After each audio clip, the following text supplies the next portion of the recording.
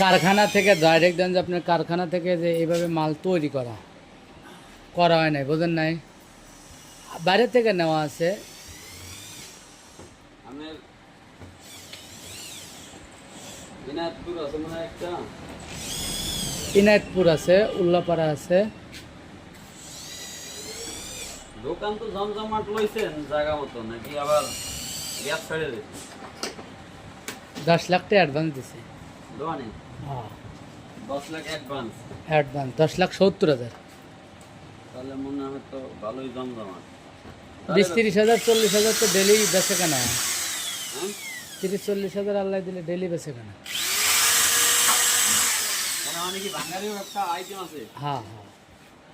তাহলে পোষাই পারবেন, সব দিকে মিলে দিলে চলবে, কিন্তু এক আইটেম দিয়ে তো চলবে না, না, সব আইটেম দিয়ে মিলে চলবে না। ভালো। তাতে চাচার কি অবস্থা? আছে আলহামদুলিল্লাহ, আমার ভালো।